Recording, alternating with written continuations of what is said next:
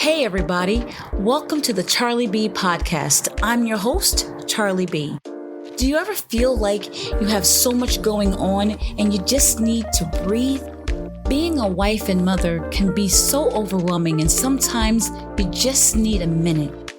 Take that minute with me, CharlieB. In this space, we'll talk about marriage, motherhood, and just being a woman. How do we manage to keep it together in the midst of everything that's going on? We're women, and that's just what we do.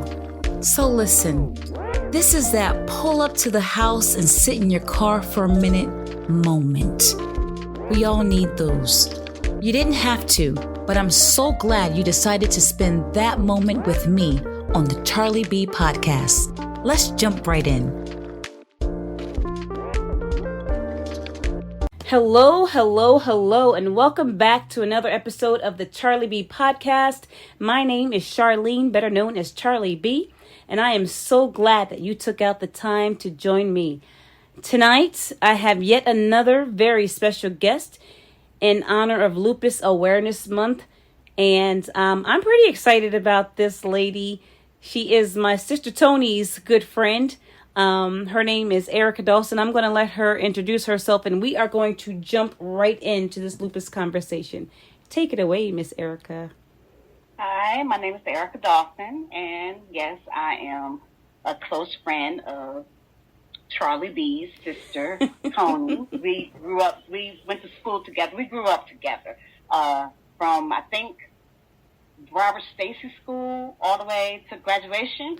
Wow. So it's been a while. It's a long years between us. Yeah. Yeah. And, yes, I have lupus. I'm suffering from lupus. I've been suffering since July 2014. That's when I found out what the root of my suffering was. But I was suffering before then. But so little is known. Testing is so rare for them to pinpoint something. Mm-hmm. And lupus is what they call a disease that masks under other diseases. Mm. So you have the different symptoms. And, the doctor will write it off as, that's a urinary tract infection. Okay. Yeah. Uh-huh. You have diabetes. You have fibromyalgia. Mm-hmm. Kidney problems. And it's always fronting for something else. Right. Which one thing about it, it does bring about a whole lot of other diseases. Always, try to make light of my situation because I don't always want to feel like I'm dampening other people's, time or right. relationship, whatever.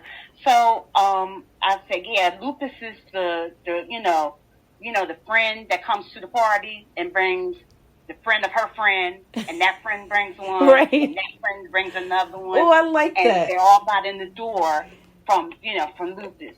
Oh, that's good, Arika. Yeah. So 2014, mm-hmm. You said that you were suffering from other things, and I love the way you broke it down. I really do, because it does wear a mask. Lupus mm-hmm. will sneak in on you like the devil.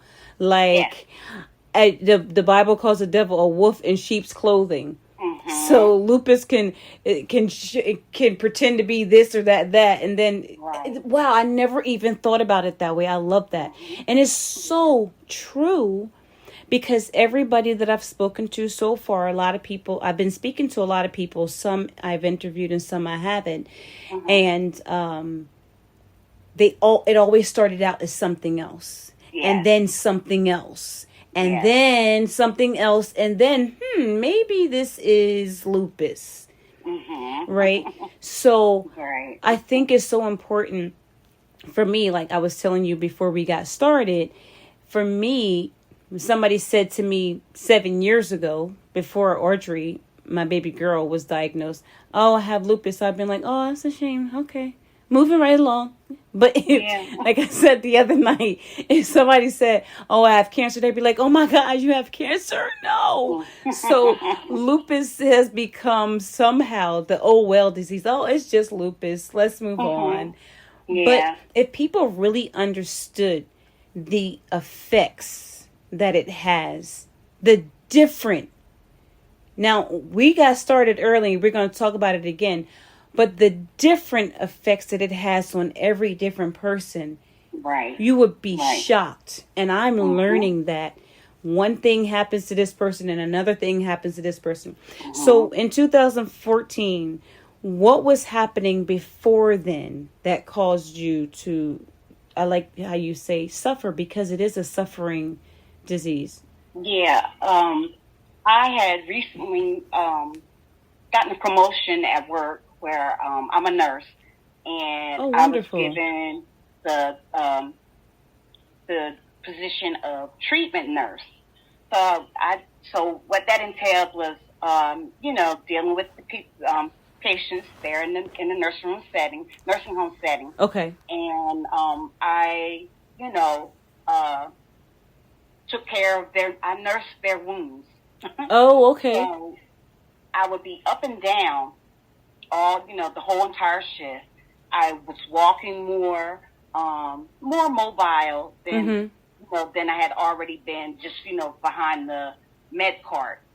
So I started having these like body aches, and I just brushed it off. Oh, like I'm more active, right? So your body got to get used to it. Yeah. Then one weird thing happened was the tops of my feet were hurting, not the bottom. You think, okay, well, the bottom hurt because you're walking. Yeah. But no, the tops of my feet were actually sore. Okay. And I remember mentioning it to my office mate. And I said, this is weird. And she was like, the top of your feet? I said, yeah, the top of my feet hurt. Mm-hmm. And so me and her both, we just brushed it off. Right. Like we do, just brush it off. Which we tend to do. And we nurses are worse. We are the worst. So a couple weeks went by with that. And I would sit down at my desk, and I had the hardest time standing up. I would just hurt all over, and it was like almost sometimes it would be like my knees would shake, at the weight of me trying to get up. Oh my gosh! Okay. So I was like, something's not right. Right. I got to find out what it is.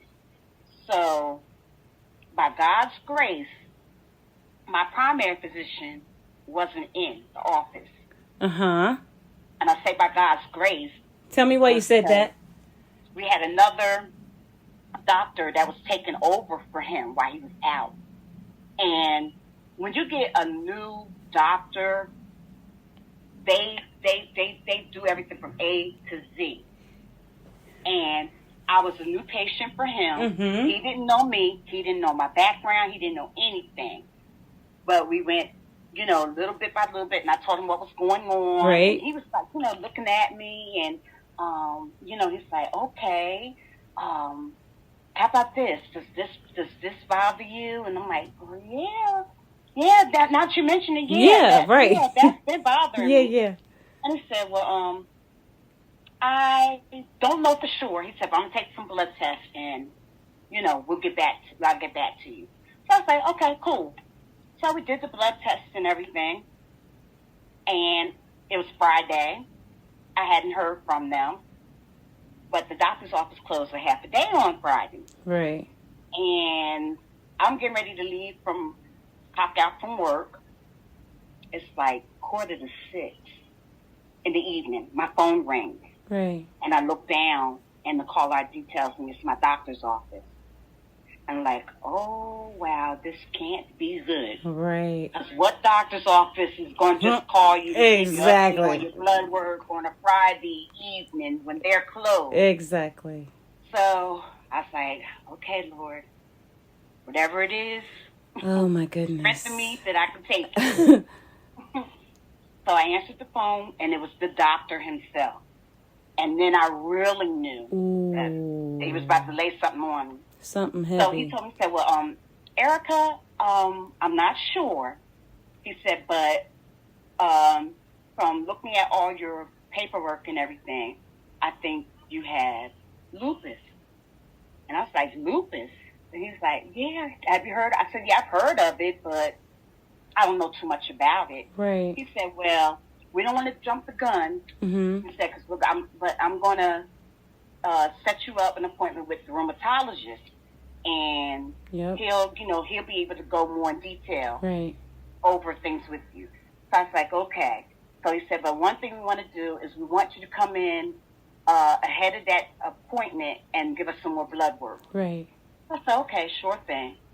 So fast forward to July. Mm-hmm. I went to my rheumatology appointment, and that doctor was heaven sent too. He was so nice. And, thank God. Thank God. So informative. Right. And let me know that, hey, yes, you may have this, but this is not the end. Right. Right. We Good. have this and this. Good. So he told me when I came in, he said, I'm looking at your lab results, and yes, you have all the markers for wow. He said, but I also ran another test alongside of that, and you also have what's called Sjogren's syndrome. And I'm like, Sjogren's syndrome? Never heard of that. Right. So he said, yeah, Sjogren's syndrome is a little known disease. It's an autoimmune deficiency disease where your body attacks your moisture gland. Anything that's supposed to have moisture. Dry mouth, dry eye.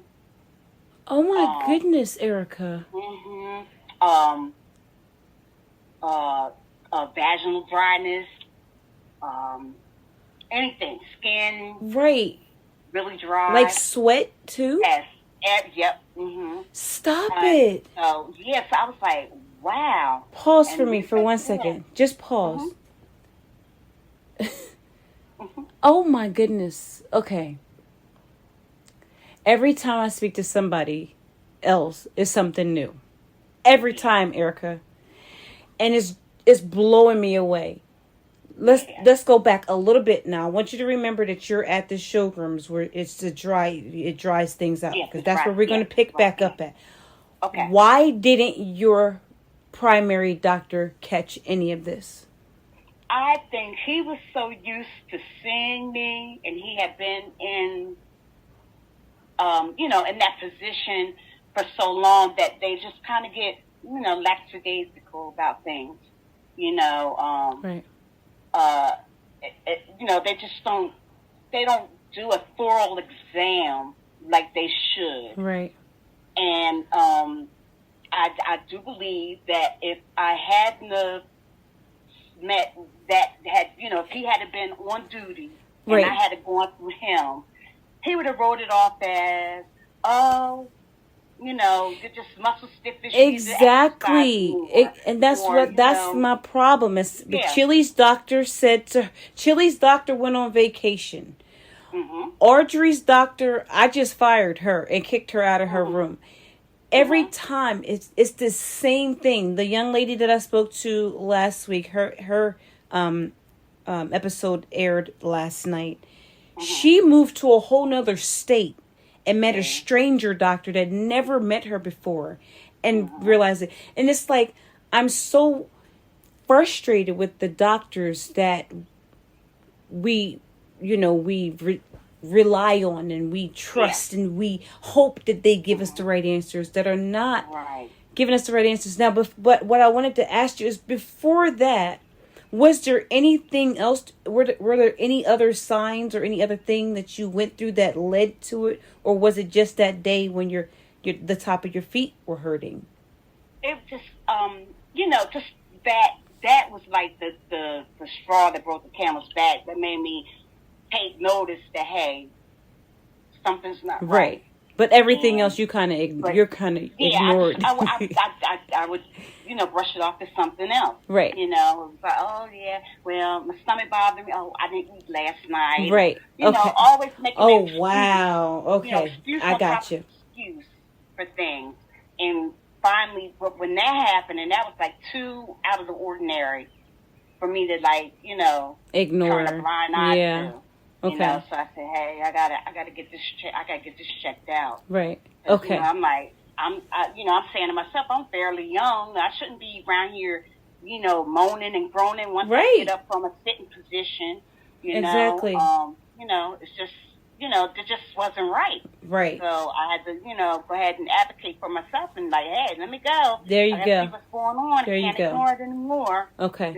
Wow. Okay. Yeah. So now we can go back to, I'm trying to get to the root. I feel like I'm on a campaign to get to the root of this problem because I'm tired of it being ignored. I'm really upset. Yeah, it is. Yeah. Oh. Yeah, because you have to become your own advocate. Yes. You have to start reading and getting with people that are familiar with the disease. Because if not, like I said, it masks as other things. Right. And they'll be treating you for one thing, and you still got the root. The root is still there. There you go. Come on now. Root, so it's able to spur off on other ways. Whenever it gets ready. Right. Yeah. So it's so it needs to be addressed. I know, I still see my primary doctor, and a few times I've gone in and, because I have a hard time, like, breathing. Sometimes it hurts. My chest muscles are sore from, just breathing regular. And I know the one time I went and I was saying, my chest is bothering me. Uh-huh. He's like, well, what's wrong? I said, well, when I inhale, it's like my chest muscles hurt. Oh, well, we'll get an X-ray and see what happens with that. No. It's always like brushing me off to the point where after all this, I had brushed him off. Thank you. I had to go. I'm like, thank you. Thank you. Enough. We firing doctors in the lupus world. Yes. That's what we're doing. Mm-hmm. How about that? I love it. Indeed. Yes. So okay. When I did find out, from the rheumatologist, she told me about Sjogren's. Okay. And I was like, oh wow, I never really knew that existed. Right.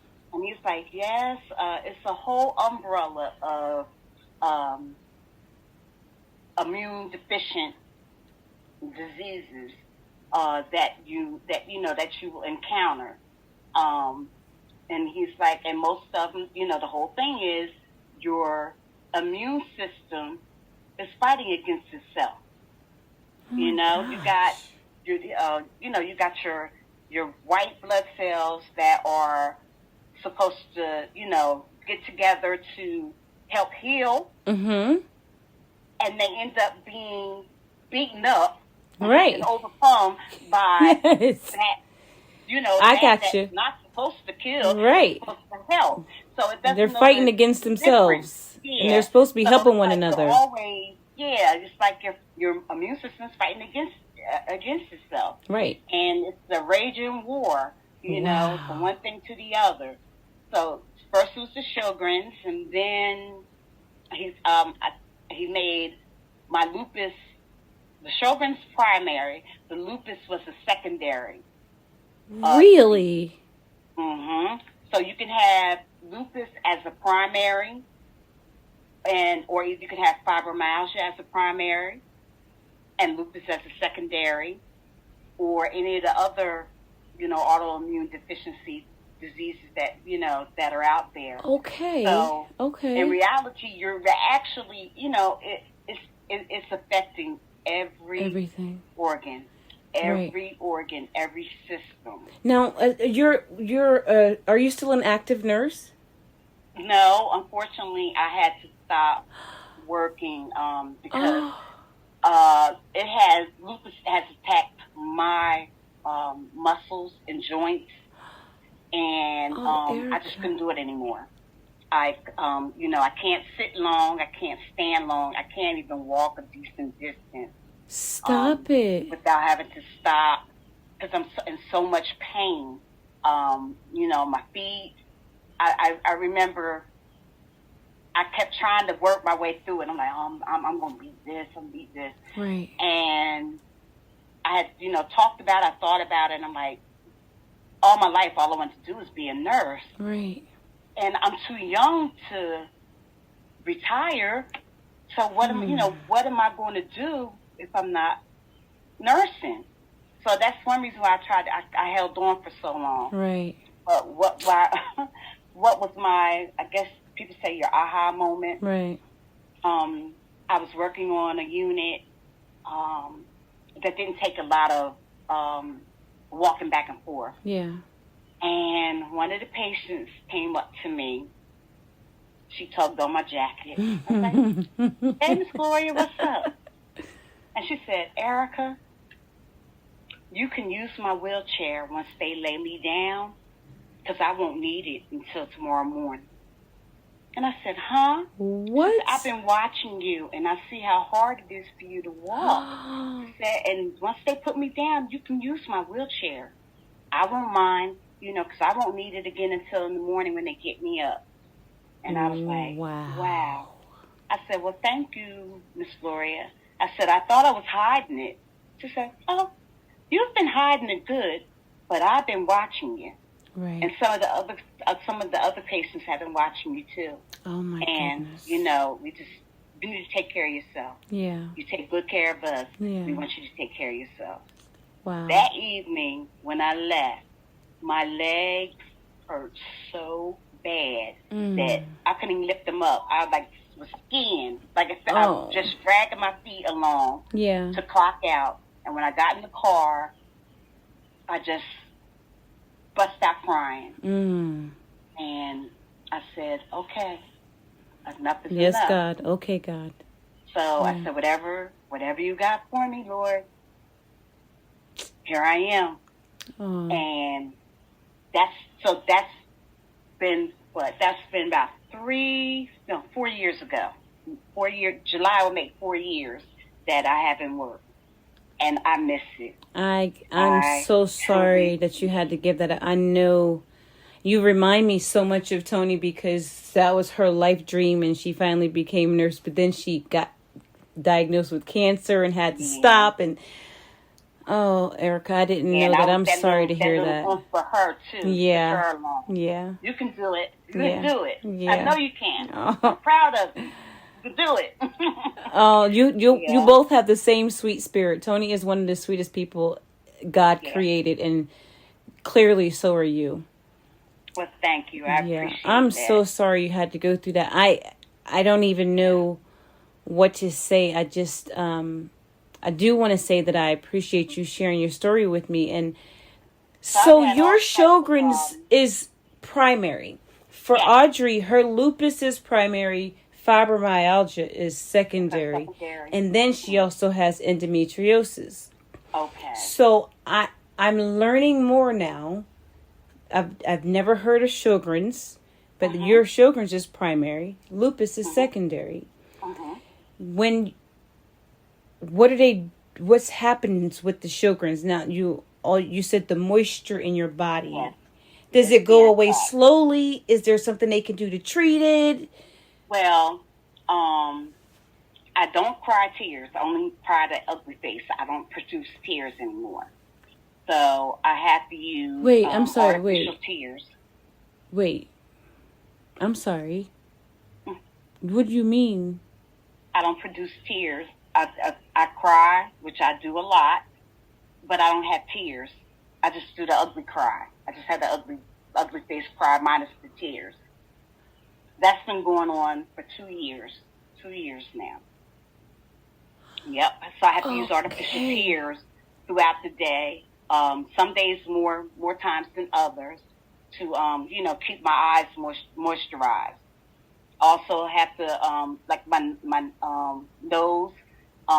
It'll get so dry that I have occasional bloody nose.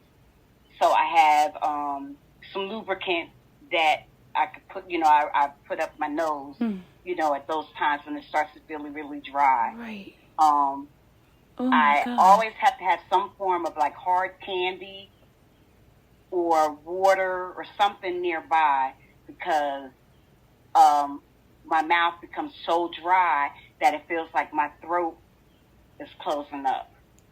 So I have to, constantly. Dear Arika. Yeah, I had to constantly try to hydrate myself. And like I said, for the vaginal dryness, that was the worst. I didn't think that nothing could beat that. I had to use vitamin E suppositories for that because it was so painful starting out that I had to be careful sitting down because when I would sit down, it felt like I was just being ripped, like just my skin was just being ripped apart. So, I had to resort to doing those, and of course, my God, dry skin. I had the coconut oil, the shea butter, the cocoa, and it'd be some days where I'd put on the shea butter, and 10 minutes later, don't even look like I'm putting none on. So it varies. The degrees of everything varies. Right. I guess whatever's going on, and how long does it last? Is it everlasting, or do you get a break from it? I get a break. Yeah, those times it took me a while to learn what would cause, because when all those things are raging, it's called a flare. Right. And it took me a while to realize what was going on around me or within me that would push me over into a flare. Okay. Like triggers. Yeah, triggers. Yeah. And so, I had to go back and forth with that. So now I kind of know that, yes, I may feel good today, and I said I was going to wash the dishes yesterday, but I didn't wash them yesterday. So I'm going to go ahead and wash the dishes and wash my clothes too today. Right. Okay. Then tomorrow morning when I wake up, what you think you're going to do? Oh, you thought you was going to wash dishes you and... worked on me yesterday. Right. You worked on me yesterday, so no. Get somewhere and sit down. So you end up paying for it. Right. So I had to learn, what cycle and how to do things and, do a little at a time. Yep. Wow. Yeah, it was pretty hard. Learning, because you have to become in tune with your body. Right. And, have to see how how things will go. But yeah, lupus has really, when I say it has changed everything about me. Arika. I never could wear heels and walk in them good. But now I can't even wear a heel. I have to wear a flat shoe because trying to even attempt to wear a heel, oh my gosh, my legs would hurt so bad. Right. Or my feet would cramp up just getting into the shoe. Yeah. So, it changed. So when people say lupus changes your life, it changes everything. Aspect. Your sleep. Yeah. You're constantly in pain. Pain becomes your normal. Right. One day you may wake up with no pain and you want to pinch yourself because you're like, this ain't, hey, yeah, where the pain at? Yes, because you're so used to dealing with it. Yeah. But this is the main thing I want to get across to your listeners. Let's go. The worst thing that you can say to somebody who has lupus or is suffering, from fibromyalgia or any of these other diseases is, oh, but you look good. You don't look sick. That's the worst thing. It's the I don't look sick disease. Yes. That was the thing that my daughter said. My daughter's 17. and she is beautiful, and her skin is great, and she's taller than me, and she's a stocky little thing too. But she don't look like nothing is wrong with her. Right. I mean, she doesn't look like anything is wrong. And right now, she's in a flare-up. Okay. So my husband got the pool ready for the summer. We got a pool last summer for my birthday. It was my 50th birthday gift, and I was so excited. But it took them so long to get the pool installed and get everything done that it got done at the end of August. So we didn't get to enjoy it. So I said, I want the pool open. I want to open it on Memorial Day. Let's get it started now. So the pool is ready to go, right? But the water is cold. Right. So my daughter, she couldn't wait to get in. And me and my husband were saying, the water's too cold. You shouldn't get in the water. But she kept like, I'm going to be fine. I'm going to be fine. I'm going to be fine.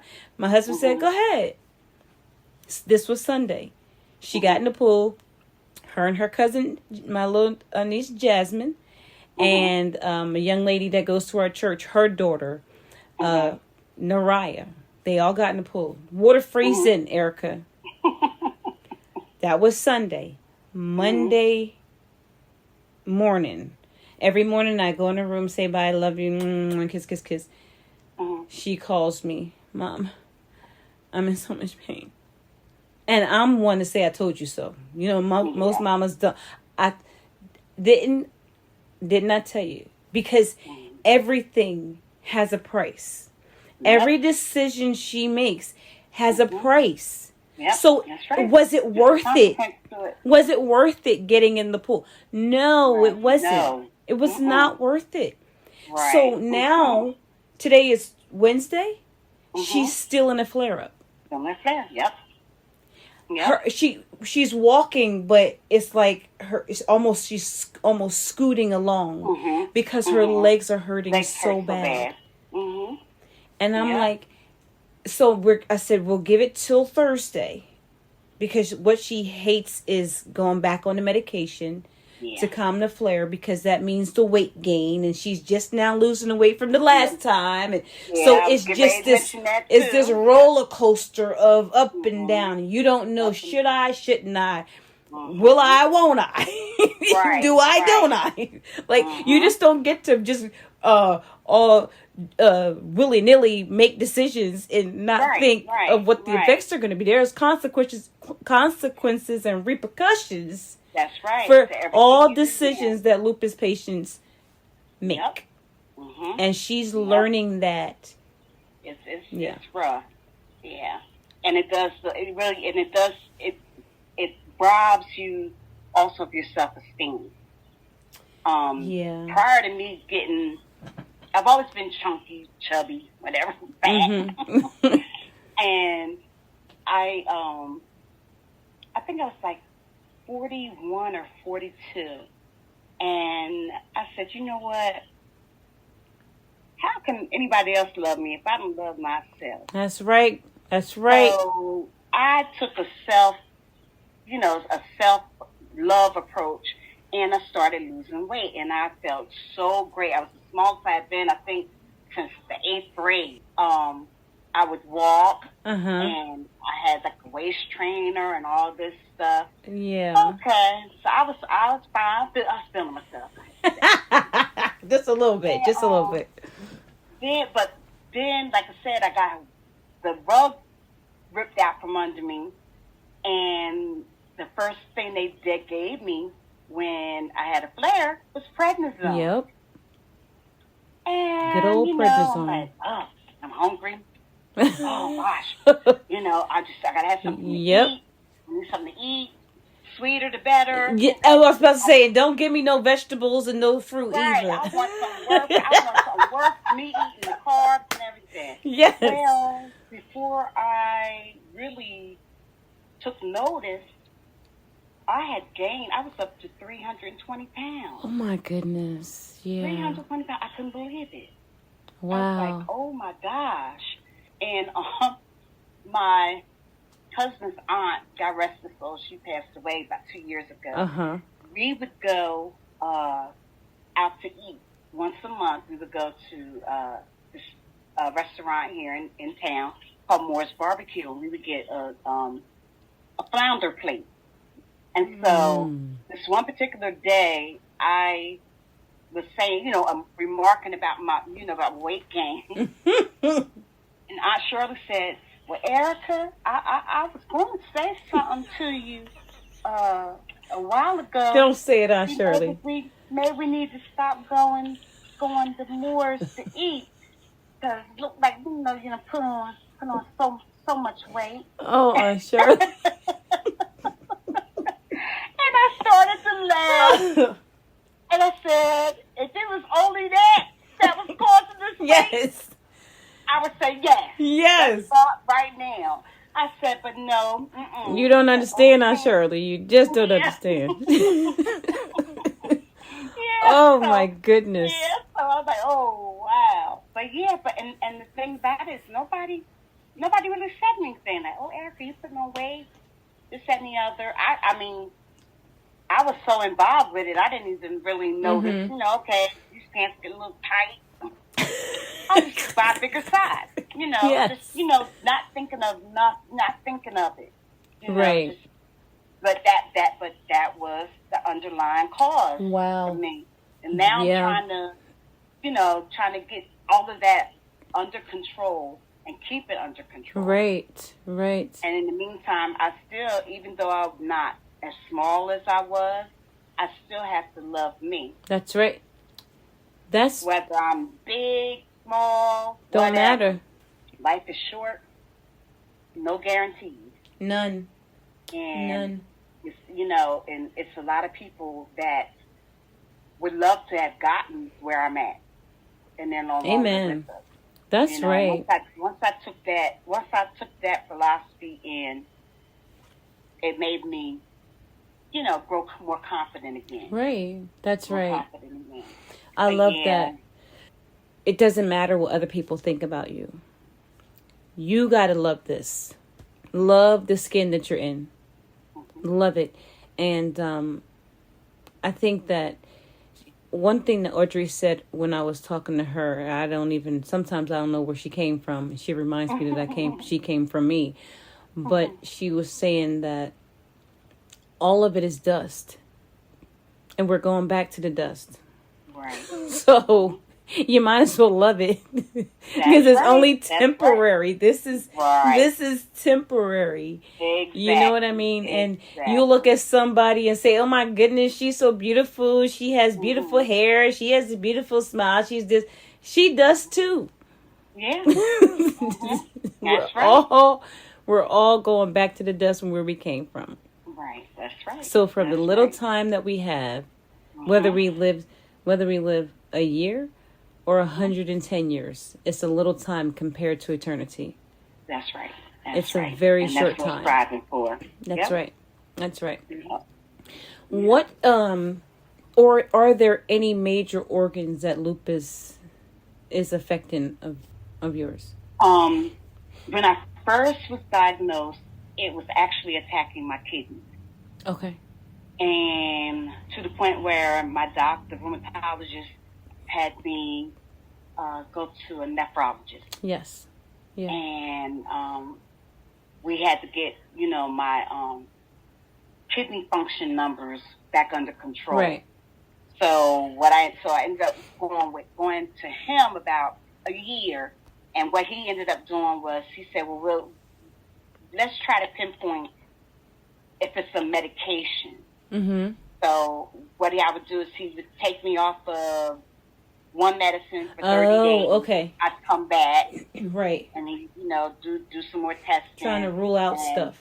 Yeah, to rule out. Right. So by the time we finished all that, my kidney was back to normal. Okay. Which I was so thankful because that was a big fear. I didn't want to lose that. Oh, God knows. Like one of my biggest fears, So, because I've seen, the benefits and the drawbacks of, dialysis on the body. And so I didn't want to do that. But that really, That's the only time I've really been where I was like under attack, like through one of my organs. Was with my kidney.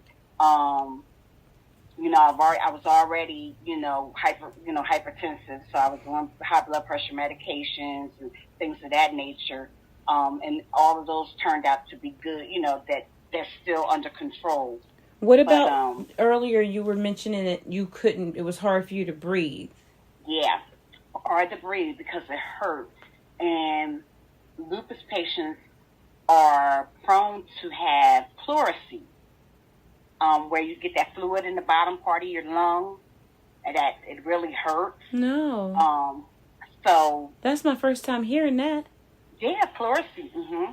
That's one of the most common things that a lot of us lupies, right, suffer with.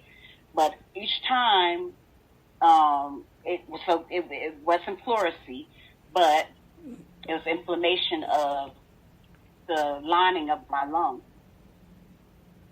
So that's something on the outside you wouldn't be able to see. What? But under inflammation the of the, you could actually see that my lungs, where the things were supposed to be laying flat, you can see where they're a little puffy. So and that was from lupus? That was from lupus. Mm-hmm. Yes, indeed. Oh, yep. My goodness. Yep. So I went to the pulmonologist for that. I have a inhaler, just to use when necessary, for that. But yes, I did undergo. Yeah, I did have to undergo the, testing. I did a breathing test. Like they were treating it like asthma? Yeah. Mm-hmm. Mm-hmm. Yeah, I had to get in this little booth and the technicians telling you to breathe. You're blowing. You get lightheaded. You're blowing so much. Oh, goodness. And somehow or another that machine measured your pulmonary functioning. Right. Yes, I went through that twice. Because it started acting up again. I'm like, hey. Come get this. I gotta go back in the little booth again. I'll do that. Because it's scary when you can't breathe. Whew.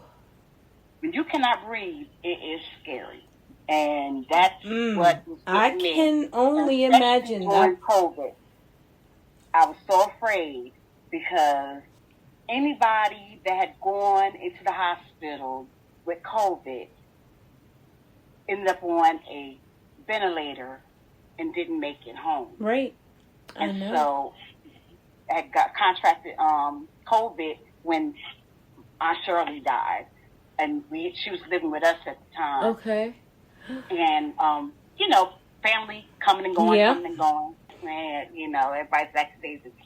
And we flew around and got COVID. And I just, when I couldn't breathe, I was like, just stop. And I'm like, Lord, please let me breathe. Oh my because God. I know if I go into the hospital, they're going to put me on a ventilator. And I'm not ready to go. But if this is your will, prepare me. Yeah. And thank God that wasn't his will. I had the mild case of COVID, and I thank God. I mean, let's just tell about it. Yes. Yeah, thank you, Jesus. It's something, I tell you. Yeah, when you can't breathe. Wow. It's scary. And then, the people tell you, well, calm down. How can you calm down? I can't breathe. You tell me calm down, and I can't breathe. Come on, I can't do that. Right. Who does that? Who can't breathe calmly? So when that happens, they give you take a treatment. Yes, I do a breathing treatment just like a person with asthma. A nebulizer. Right. I had an inhaler, puff inhaler. Yeah. And so far, thank the Lord, I haven't had that feeling in a while. Like I said, right now, my main thing is it has really attacked my muscles and joints, where I fall at times. I walk with a cane. If I'm not walking with the cane, I may have my walker, like a rolling walker, and it's got a seat on it. Really? So that if I get tired between A and B, I can sit and rest to make it to all the way to B. So you can't walk freely? At times I can, but I never know when my gait is going to get unsteady and I'll fall. Because I have fallen several times. But thank God I didn't hurt myself. But just out of the blue, I'm walking, and all of a sudden, boom, there I go. And my husband, Arika, what was that? Come help me up. I feel like the same story comes with everybody. Yeah. But everybody's story is different. It's different. Yeah. And Lupus has taken so much from you. Yeah. And I feel like I was talking to my cousin today, and she was telling me that there's not enough research. It's not. And I don't know. It's finding out it's not a black thing or a white thing. Nope. It's not. I talked to a Caucasian woman last week. I talked to a Mexican woman the week before that. I've spoken to an Asian woman. I've spoken to so many different people. Right. So it's not about race. It's about the disease. I don't think we're loud enough about it. I don't think we are. Lupus patients, you got to stop being silent. Yeah. You got to speak up. We have to be our own advocate, right? And it shouldn't be that way. We're fighting against ourselves to start with. So we need somebody that knows what's going on that can help us to fight. Right. But we're not able to. Where is that person? We don't have that person. The doctors, they get, because they think they're the know-all, be-all of everything. But and so they get mad when you, like, for instance, my primary physician, when I had gone to him and I said,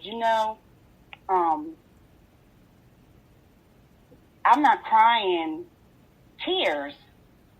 Mm-hmm. And I don't know, that's not normal. Mm-hmm.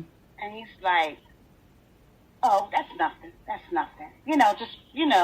Just breaking it down so that I'm like, to make it seem like it's all in my head. Right.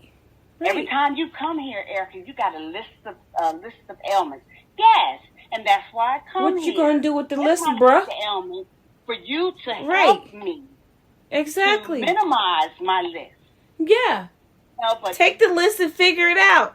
Yeah, they get mad. They get mad that you even, like, how dare you open a medical journal and you're not a doctor? How you gonna tell me I'm the doctor? Because you're not broadening your horizon. Right. See me. Right. See me. Yes. See what I'm going through.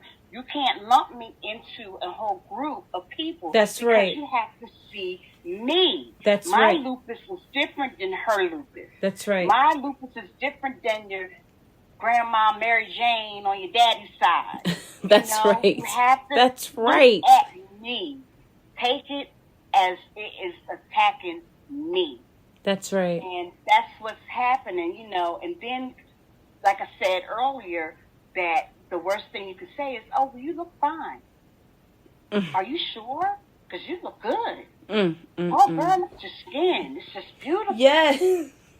Yes. And I had started, when people would say that to me, like, oh, well, Arika, you look good, girl.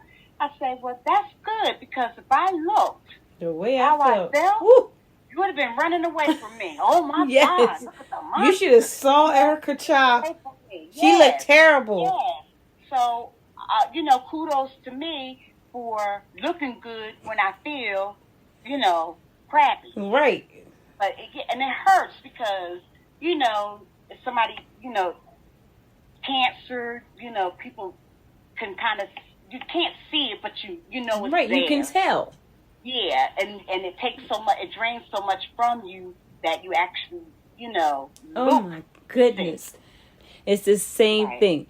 My daughter and the other young ladies, it's not that I want to look sick, but because I don't look sick, people ignore the fact that I have a real problem. Unless it's affected you in a way where, unfortunately for you, you're on a cane. For the young lady that I spoke to last week, she's in a wheelchair. Lupus it kind of strips you naked, one garment at a time. Yep. And you're right. I wish there was a way to head it off and to stop it. But I don't even know how to get the research, how to make a sound about it. I do know that just the other day I saw something on Facebook where Toni Braxton is doing something. She was diagnosed years ago though. Yes. But even when she was diagnosed, chemotherapy with her and Selena Gomez, theirs was so intense, I guess, that they actually had to go into chemotherapy. Yes. To fix, to get them to the next right. level. The young lady, the woman that I spoke to a couple weeks ago was on chemo for like 4 years. And again, I'll say it again tonight. I'm not taking anything away from cancer patients, but the cancer treatment, they have chemo for a period of time, and it kills the cancer. Right. But sometimes lupus patients stay on chemo for years, and I had no idea. Yep. And I'm like, are you kidding me? So I'm finding out more and more that it's stripping people from their livelihood, and we're talking constantly, right? Like over the years. And so my daughter's 17. She was diagnosed at 15. And I'm praying that by the time she's 20, if the Lord shall tarry, it'll be better, not worse. Right. She wants to get married. She wants to have children. She wants to be able to live a normal life. She's she's a junior now. She's so looking forward to going to college. Yeah. But we're like, it depends. Yeah. Any other junior can be like, I'm going this college, I'm going to go here. They don't have to worry about what lupus might do to them. Right. And am I going to be able to go for a full year? Am I going to be able to go stay away from home and not be near my parents and not my and be near my doctors? What if something happens? No, they're not thinking about any of that. The only thing they're thinking about is I'm going to college next year. Right. So it's amazing to me that, people don't really understand that it's really taking a toll on a large part of the population. Yeah. But I do know, and I'm frustrated with all of that change that you undergo. You are in mourning for the old you, what you used to do, and not think about it. You question everything. Like, I want to go to Walmart. Okay, but am I going to feel up to going to Walmart? Right. So you may feel up to it, in the morning. You get up. Yeah. Get ready to go, but then you're like, gosh, I'm so tired and I haven't even left the house. Right. So that becomes, put on the back burner. Friends will invite you to go out to eat or whatever, and you're like, well, no, that's okay. Because you don't want to feel like you're holding them back. Right. So you tend to isolate yourself. Yeah. And in that isolation comes depression. Right. And a lot of people don't speak about, that's like a taboo. Especially with the black community. Well, preach. We're strong. Yeah, we got Jesus. We don't need to talk about it. I'm going to talk to the Lord. Yeah. But it does happen. And that's the cause of it, because you mourn the old you. Right. The you used to be before, before Lupus came along. Wow. Yeah. And it's hard. It really is. It really is hard. And especially if your inner circle doesn't really understand what's going on, because they can be just as naive as the outside world. Right. Or more. Saying, more so.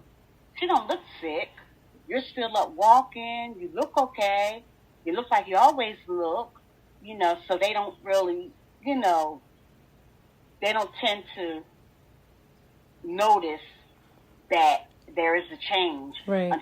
But once you, explain to them, because when I first was diagnosed, I went online, I went on WebMD, and I printed out information. Yeah. And I sent the papers to all my sons and a nephew that's like a son. Mm-hmm. And I said, this is what I'm going through. Right. This is, what I may not be able to do.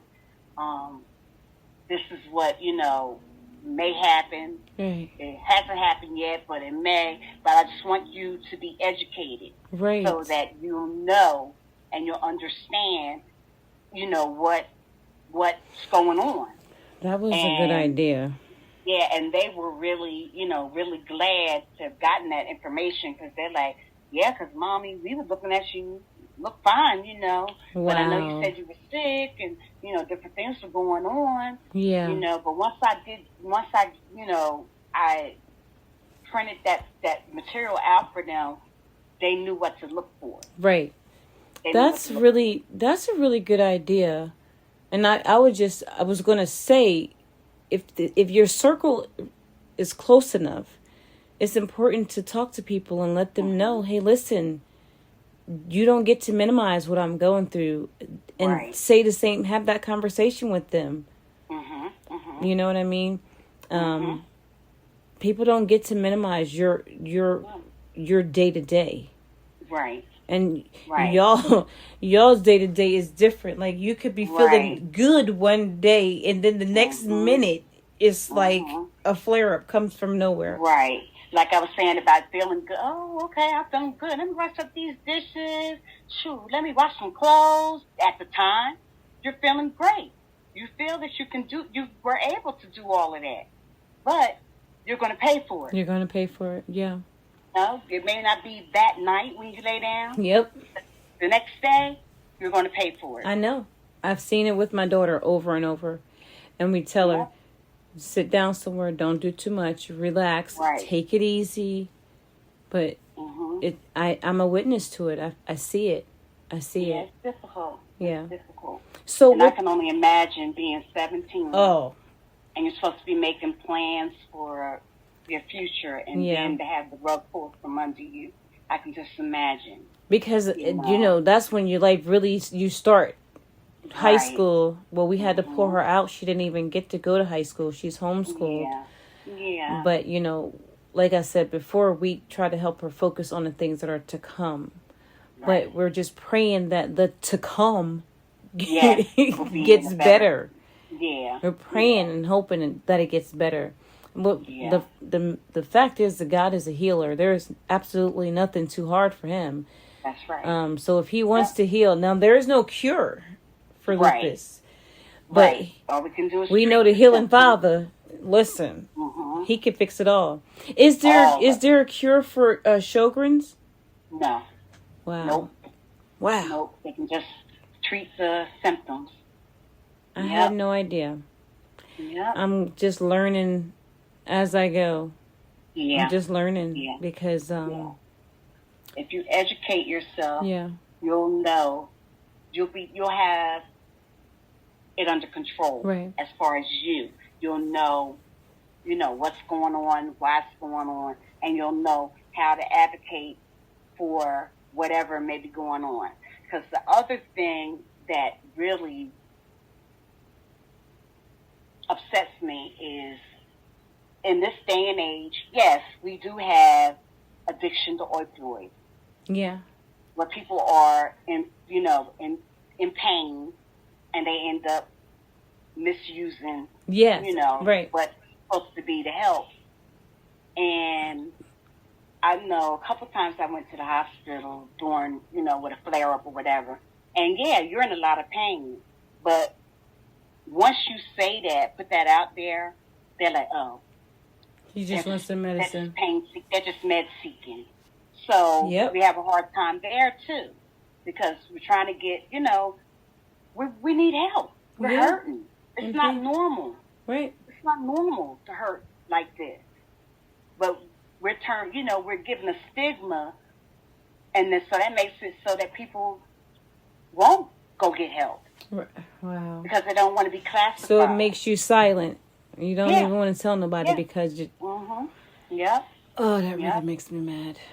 Yeah. Yep. Mm-hmm. I know what you mean, because there's times when I'm like, we want to go to the hospital. We would take... And she's like, I don't want to go. They're not going to do anything. Why would I go to the hospital? They're not going to do anything. Right. At first, it was I gotta go take it to the hospital. Take it to the hospital. But as she got older, she was like, I'm not going. Like, I don't want to go because they're not going to do anything. Going to the hospital because you're not comfortable. You can't stretch out. Right. Be around what helps you. People come asking you 150 questions, and now you're just irritated and ready to go home. You don't look like you're in pain. I'm so sorry that y'all go through this. I really am. And I know that probably doesn't make you feel better or help, but I don't know. Sometimes I just don't know what to say. Yeah. I really don't. Yeah.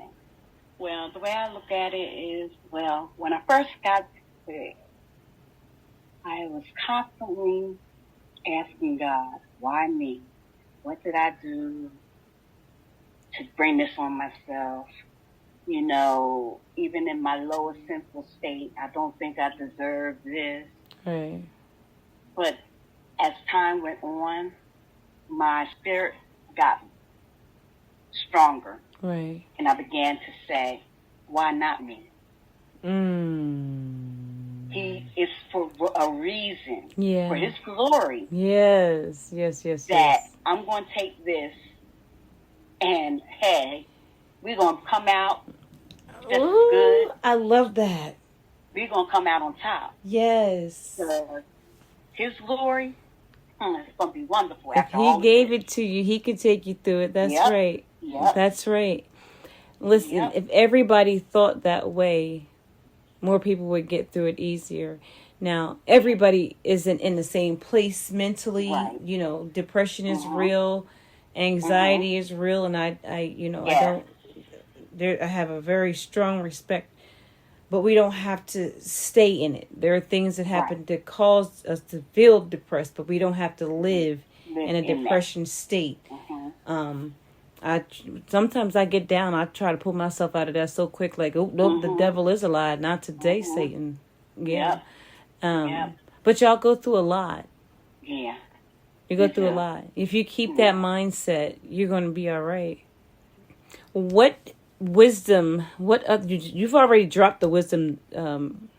Listen, when you said you used to say why me, and then now you say why not me. That's a soldier right there. Yeah. That's why y'all are warriors. Yeah. Y'all are warriors. But somebody needs to go to war for the warriors, in my opinion. It's nice to have a Lupus Awareness Month, but what's happening? Like, where's the research? Where's the funds? Who do I need to give it to? Where we need to go to make sure that people know about it. These doctors are being held accountable for running the tests, and I do mean all the tests. Right. And what are we doing to make it better? Right. Yep. What are we doing to make it better? Right. Yeah. That's what needs to be done. It needs to be brought to the forefront. Just as bad as diabetes and cancer. Yep. It needs to be brought up there, brought to the forefront, because it's a lot of Lupies that are walking around that probably don't even know they're Lupies. Yeah. They're thinking it's something else. Yeah. True indeed. So yeah, but the more platforms we can be on, and share our knowledge and our own, put pride aside and share your story. That's right. It'll bring it can help somebody else, right? And then they can add their voice to to making things better. Let's sound the trumpet, and then you don't feel like you have to suffer in silence. Mm-hmm. You want the world to know, mm-hmm. and you're going to keep fighting. Right. You're going to keep fighting, and I'm going to keep making noise until somebody does something about it. Yeah. Something has to be done. Right. May is over. Almost. Right. What is it? Today is May 24th. Mm-hmm. And what happens after that? Right. Everybody goes silent again until next year? I think not. Yeah, and they pull out their purple. Right. No. Yeah. No. I'm waving my Lupus flag all year. All year. I thank you so much for your time. Mm-hmm. I really do. Thank you for inviting me. You're welcome. I thank you for agreeing. I just think it's really important that we continue to share our stories. Yeah. As hard as it may seem, if we don't share our stories, the people will never know. Right. They will never know. Right. And I think the more we share, the better you feel. Yeah. You know what I mean? Like, because somebody else is carrying the load. Yeah, it's like taking your load just a little bit lighter. And then some people, I didn't know she was going through that. Man, last time I saw her, I said such and such. Mm-hmm. You know what I mean? Mm-hmm. That's why it's awareness. We got to make people aware of what is going on. Right. We got to make the people aware. Don't ever be ashamed. Don't ever be afraid to tell your story. It's your story, and nobody can tell it like you. That's true. Nobody can tell it like you. Okay? All right. Any closing remarks, any closing wisdom you want to share with the people? One thing. If something doesn't feel right, don't hesitate to go get it checked out. Right. And if they tell you, they try to brush it off lightly or whatever, you keep fighting, keep pushing. Yes. Because you know your body better than anybody. That's right. Other than the maker. That's right. You just have to push ahead. Yep. So just I don't care if it's something as slight as, my big toe looks like it's a little darker than it's been being. Mm-hmm. No matter how small or insignificant it may seem, still, it's out of the ordinary. Get it checked out. That is some good advice, Nurse Arika. Because you still Nurse Arika, and you're always going to be Nurse Arika. Yeah. Okay. All right. Thank you so much for joining me tonight, sitting with Miss Arika Dawson. It's still Lupus Awareness Month, everybody, and we are going to continue to get loud about lupus. I really appreciate you joining me tonight. Join me next time right here on the CharlieB Podcast. CharlieB out. Oh. Don't forget to like, share, and subscribe to the show. You can also like my page on Facebook at the CharlieB Podcast. Now, before you get out of the car and go to whatever is next, take a deep breath and remember, this is what you were created for. God gave you a different kind of strength, and whatever it is, you've got this. So again, thanks for tuning in. Really, you didn't have to, but I'm so glad that you did.